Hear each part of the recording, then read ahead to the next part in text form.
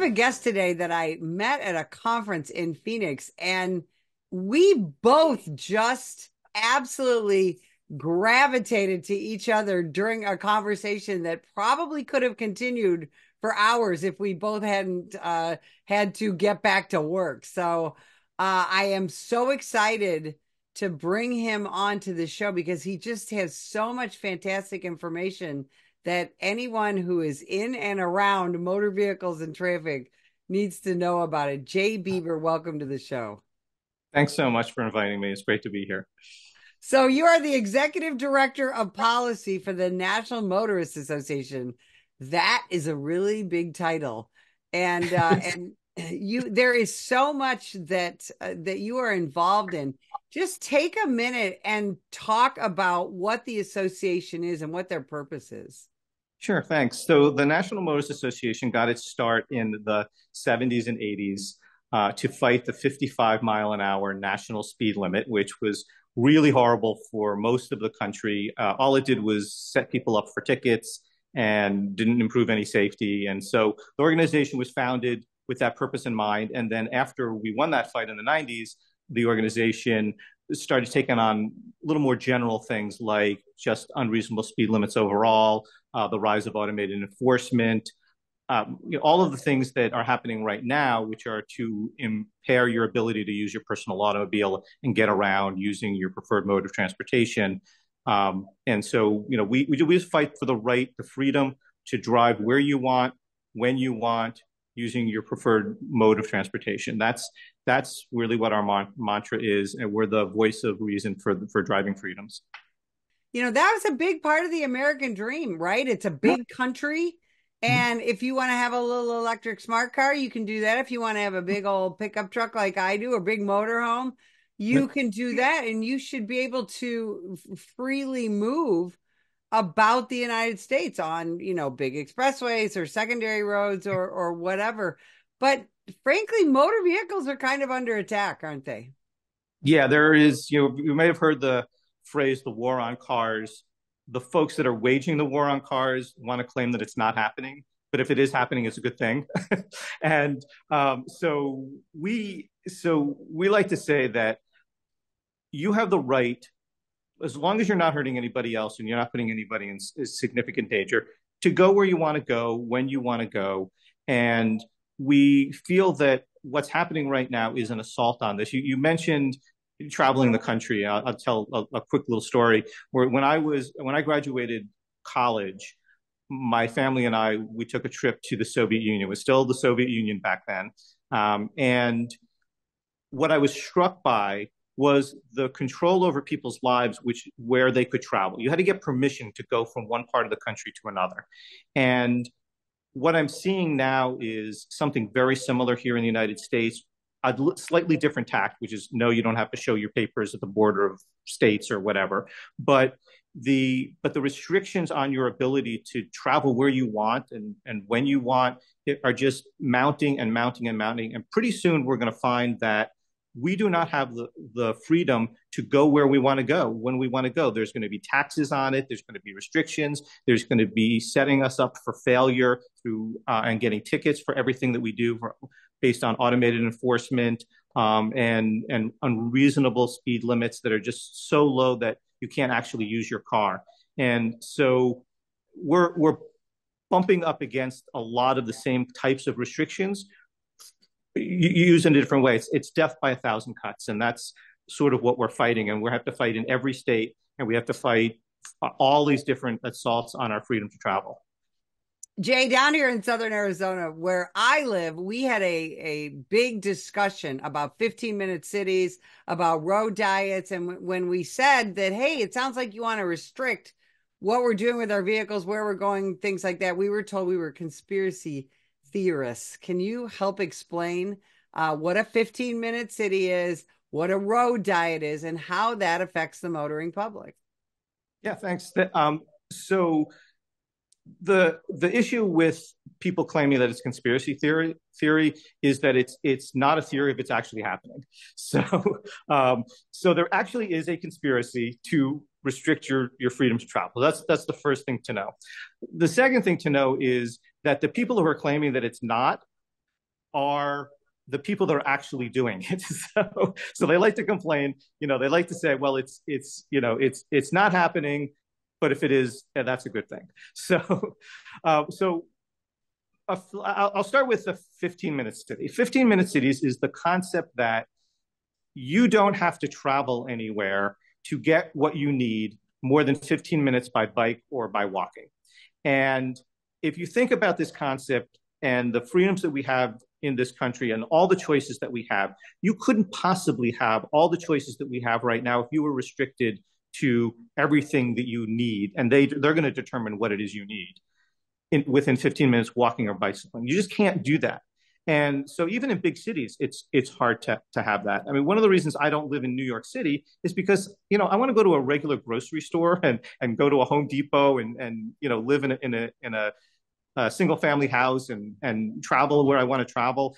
And I don't like the idea that you can't really get anywhere and you have to go down to a little corner market every 2 days and buy your apples, so but the concept of 15-minute cities is actually happening in places in Europe right now, and people here in the United States are talking about it as well. Now they're talking about it in nice terms, which is, oh, it's just going to be we're just going to offer everything that you need, but there's actual restrictions involved in this. And so what's happening in Glasgow right now is that they've divided up the city. I think it's into like 7 zones. You're not allowed to travel without restriction from one zone to another zone, even if you're right on the border. You have to go to an outer ring and travel all the way around. And this is to make it harder and more difficult for you to get around by personal automobile. If you want to ride a bicycle from one point to the other, perfectly fine. But if you want to use a car, can't do it. And Glasgow is a pretty small city to begin with. And so it's divided up into these different districts that you are penalized. And of course, they have to do that through surveillance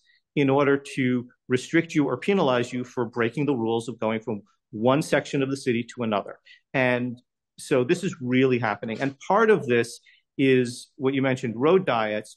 It sounds really nice. I'm going to put the road on a diet, because the road is too fat, and it's not eating healthy. What really this is reducing car lanes, reducing capacity in the roadway, and backing up traffic. And they are changing the terms on us because now the term road diet has a negative connotation because people are now understanding what that is. So now they're starting to call it roadway reconfigurations, or roadway improvements. But when you hear those terms, what they may very well be planning to do is take away car lanes. They want to put in bike lanes that nobody's going to use. They want to put in bus lanes. No one's going to travel on the bus. There's 3 people on the bus, and these big, heavy, polluting buses. Even if they're electric, they still have to get the power from somewhere. And, there's 3 people on the bus. And they like to say, well, buses travel, can move more people than a car, right? But they don't, because people don't use them because they're not as convenient as a car. So a road diet is taking away car lanes in the name of safety, but it's really about backing up traffic and trying to force you to take another mode of transportation than your personal automobile. That's all that it's about. They don't want you to use your personal automobile. So everything that we'll probably be talking about today sort of filters into that. If you understand they hate the freedom of a middle-class lifestyle, and they hate the freedom that you can go where you want to go when you want to go there without getting permission from the government or getting on the government's bus that goes where they determine the bus goes, when the bus goes there. They don't like the freedom that's involved in personal automobiles. So they want to restrict that. And so everything that we'll probably talk about today is kind of, you have to filter through that lens and understand that that's their purpose. Even the ones that make no sense logically, if you filter through the lens, it starts to make sense. Jay, if you slow people down, in other words, if we reduce speed limits, are we going to save more lives? No. It's certainly if you reduce speed limits, and it's interesting the way that you phrase that, because lowering speed limits almost has nothing to do with the actual speeds that people travel at. So the way that it works is that people travel at the speed that the road feels comfortable for them traveling at based on the way the roadway is built. That's why on a big wide street with a bunch of lanes, people feel comfortable driving 45, 50, 55 miles an hour Okay, but on a little neighborhood street, most people don't feel comfortable driving 55 mile an hour on that street. I'm not saying that some crazy people don't do that, but I am saying that that the vast majority of people, your neighbors, they're just driving, what the nature of the roadway is. And so what happens is when you lower the speed limit, all you're doing is you're lowering the bar to enforcement. You're not actually changing anybody's behavior. If there's a need to slow down speeds on a particular street, let's say it's a little shopping district, and maybe that built up over time, and there wasn't that when they built the road there, and you do feel like you need to restrict the speeds in that area, you have to change the nature of the roadway. But that's not necessary everywhere throughout a city. That may be a little area where there's a bunch of shops and a lot of pedestrians, and maybe 25, 30, 35 miles an hour is fine there. But they want to do this on all the streets. They want you to go no faster than 20 miles an hour in most cities. So they have this phrase called 20 is plenty. And that means that 20 miles an hour is plenty fast enough for you to go where you want to go. And think about how long in a city like Los Angeles or Phoenix area or whatever, that if you could only drive 20 miles an hour throughout the entire city, you'd never be able to get anywhere. That's their goal. So remember, when they say 20 is plenty, it's not about your little neighborhood street. It's about making it impossible for you to use your car. We're also seeing this trend in some areas of automated enforcement, red light cameras, speed cameras, and we're told that law enforcement likes these because it's like having extra cops, an extra cop up on that, telephone pole, an extra cop up on that stoplight pole. Talk about the realities of automated enforcement. Well, let's first talk about the fact whether cops like them or not. Maybe the police chiefs like them because, and I'm not beating up on police chiefs here, but maybe they like them because the money can be used in their budget or for things like that. But the rank and file folks generally don't like these, and they know what's going on the street, and they know that these ticketing systems don't actually improve safety. Maybe around the margins for the actual, real crazy people out there that a police officer would pull over anyway when they're out on the street. But I'm always surprised at police officers who will support these programs and say, oh, it's a force multiplier. It's like having an extra cop out there. You can't compare a camera to a trained police officer. So I'm like that sounds pretty insulting to me, and I'm not a police officer. So, but that's why I'm surprised often that police officers will push these systems. And unfortunately, I think there's some people out there, because of the money that's involved in this, can see it leads to unintended consequence, to perverse incentives. And I can tell you stories about that if you want to hear about it. But I think the rank and file members of the police force understand that you cannot replace a cop on the beat, a cop traveling around in a police car looking for all the things that are dangerous out there, with a camera that is just simply there for ticketing. A police officer's purpose is not to ticket people. It's to make the road safer. It's to have a presence out there. And a camera does nothing more than catch mostly technical violations that a police officer would never issue a ticket for. Not saying it doesn't issue other types of tickets, but the vast majority, like 95% of the tickets, are for minor violations. A police officer would never ticket, even if they could perceive the violation, they would never ticket for it. And that's where all these tickets are being issued. And that's why people hate these systems, because they know that if there were a cop on the street, they'd be fine, and the cop would be out there actually looking for the real dangerous drivers and the real criminals that are out there, and possibly pulling somebody over and catching somebody who has a criminal history or is it has a warrant or something like that. Camera can't do that. So there's a lot of reasons why a camera is not a police officer and should never be compared to a police officer. The post death of George Floyd, we continue to hear a lot about traffic stops, and there really has been, there's a war on cops out there, and one of the most dangerous things that a police officer can do is make a traffic stop. And in fact, one of the things I really like about your website is you outline what a motorist should do, what their responsibilities are, and you make some great suggestions about how to behave when you are pulled over by the police. And it's just outstanding information. And But tell me your thoughts on this war on traffic stops. Here's the thing. The National Motorists Association supports drivers and driving freedoms, but we don't support really bad behavior out on the roadways. I myself will call the police when somebody's using a cell phone or texting while they're driving down the highway. Not that we can always get somebody there to stop them, but there's definitely bad behavior out there that needs to be stopped, and we need police officers out on the street in order to stop those really dangerous drivers. They're the outliers. They're not the regular folks that are just trying to get from point A to point B. Unfortunately, sometimes police officers are forced by either politicians or by the administration to do some things which are they probably know are not in the best interest of policing and are not in the best interest of safety. For example, you take a cop, you take them off the beat, you stick them at a corner and ticket people simply for just slowly rolling through a stop sign when no one's around.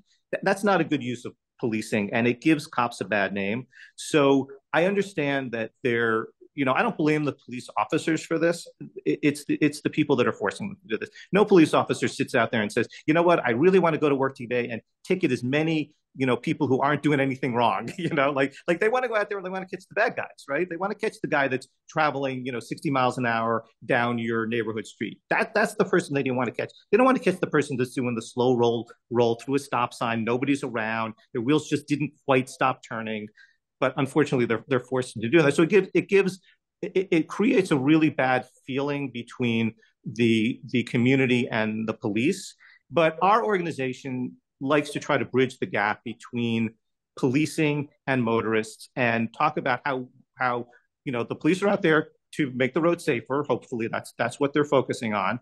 And as a driver, when you get pulled over by the police, whether you think it's fair or not, that police officer, for the most part, he doesn't know what he's going to be encountering when he steps up to the car. And so you want to put him at ease. You want to be friendly. You don't want to give him a hard time. I say all this little jokes that the best way to get a ticket is when the police officer comes up to your window, go, what do you want? That is true. That's not going to get you anywhere. So we try to give it. We're writing a series in our quarterly magazine right now, how to handle a traffic stop. And we do talk about, look at it from the police officer's point of view first. Don't give them a reason to pull you over. Don't make yourself a target. And if you get pulled over, even if you think it's not fair, the side of the road is not the place to argue that. Again, there are definitely situations where drivers are treated unfairly. There's speed traps. There's police officers in little towns in a lot of places that are willingly engaging in raising revenue for their cities by giving out traffic tickets, which again, that's not what policing is supposed to be for. So we try to bridge the gap, but when the police officer pulls you over, be friendly, be nice. Much better chance that you're not going to get a ticket if there's some discretion involved. And if you do get a ticket, whether it's warranted or not, you can try to fight that ticket. And we do help people fight tickets, and mostly because a lot of people that get these tickets because the speed limits are unreasonable or there's unreasonable laws out there that we do help them fight their tickets. Well, we have a public service announcement that we call "Comply Now, Complain Later." So, what you said is so perfect because, litigating this on the side of a roadway is dangerous for you, the motorist, it's dangerous for the cop, and it doesn't do any good. So, right. But I do want to say, though, that we do recommend that people do preserve their constitutional rights. So if you're being asked to do something that's not constitutional, you should object. If somebody, wants to search your car and they don't have probable cause or they don't have good reason to do so, and you don't want them to search your car just for your own personal reasons, not that you have anything to hide, you should exercise your rights. But at the end of the day, the police officer is going to get their way. That's the bottom line. Okay. If he wants to search your car, he will. You preserve your rights so you can challenge it later. And if he wants to give you a ticket, he's going to. There are certain things you can do to try to, convince them that, hey, maybe I should just get a warning or whatever. But it's best if we can bridge the gap between the police and the motorists, because we need our institutions. Our institutions in this country are breaking down left and right, and that breakdown between the trust between the police, the public, the courts, all of these things, is not good for our society. And we really have to come together and say, look, police are out there to do a job. When you're out there as a police officer, try to be friendly to people. I know you're trained to take control of situations. We understand that, but you don't have to be a jerk to people. I mean, I have a little phrase, which is, first and foremost, don't be a jerk. I use another word for jerk sometimes, but don't be a jerk to people. They probably won't be a jerk back to you. And that's how we should engage with everybody all the time, if we can. Jay, I got about 50 other questions for you, but where can people find you? Where can they find the website? There's so much great information on your website. Where can people learn more about what you do? Okay, well, the first thing you do is just Google National Motorists Association, and you'll find us, on social media. Our social media presence is growing. We're hiring somebody new to make that more of a presence. So that's not as robust as it could be. Our website is motorists.org. Motorists is plural. .org for organization, and that's the best way to find us. But you can just Google National Motorists Association, and you can find us.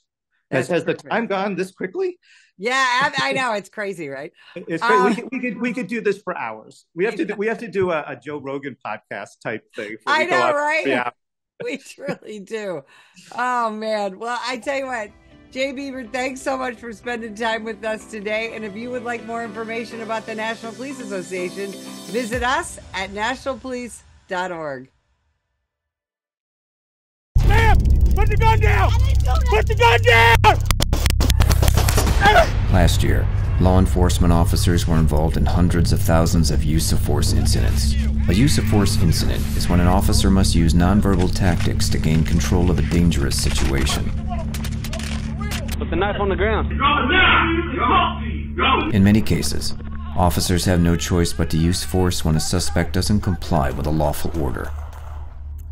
Use of force is always ugly. No one likes it, especially police officers. Together, we can help de-escalate these dangerous encounters. Help police officers by complying with their lawful orders. Don't attack, attempt to disarm, or flee from an officer. Use of force is an officer's last option. Most incidents can be avoided by not resisting arrest. If you feel you've been wrongfully detained by a police officer, then seek a legal solution after the encounter has been resolved. Let's keep everyone safe. Comply now and complain later.